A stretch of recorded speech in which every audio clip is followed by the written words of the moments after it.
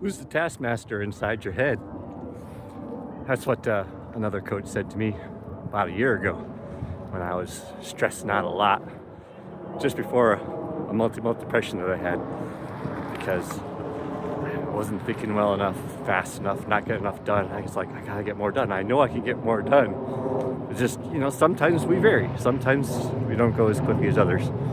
But it was stressing me a lot. And she's like, I recognize this inside for myself.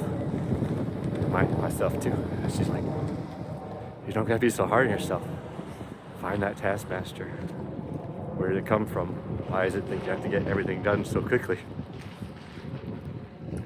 And it's still there a lot of times. It's still there.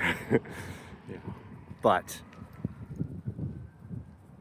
that was just literally a week before I fell into a very bad depression because I was stressing myself too much. So I know that sometimes you get burned out when that taskmaster is running too hard. But I know that from my own experience,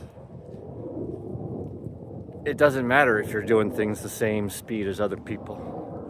A lot of times we're also really hard on ourselves and we're doing way better than what we might even think we are doing too. So there's that. I didn't go to college until I was 28, but then I had a career for 16 years in software QA, which I still could have, but my dreams have changed. I want to try to do my part to help people who have faced anxieties and keeping these hard things in themselves, that even if they have experienced success in their own right, they might have held themselves back so long, which is what I've done to myself. Because there's only so far I go, then I kind of self-sabotage. But I've always had this in me where I'm like, I'm not doing enough, I'm not doing enough, I'm not doing enough. Work extra long hours. It's imposter syndrome where I'm like, the whole entire 15 years I was at my job, where I went from entry level to principal engineer, and I was even a manager for a couple of years. So I was very well respected, but the whole time I was still sitting there thinking, it's like, yeah, but it's only because I work hard and I have to spend extra time doing it that I'm not as skilled as they actually think I am. And very few people who actually even knew about that, which is kind of after, are like, Ken, you don't understand. You are so much more skilled than you realize. But point being, who's that taskmaster inside of our heads? Who's pushing us so hard, not letting us to see what we're really doing, and letting us recognize that it's okay to go in our own time, and to be okay with the fact that, yeah, maybe I went to school 10 years later than most people, but I got myself a home, I had a good career.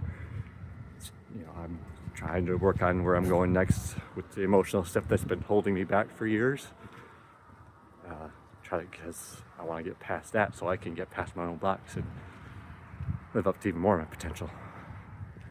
But in order to do that, I've got to get past that taskmaster myself, because it can help us for so long, but it's got a cap on it.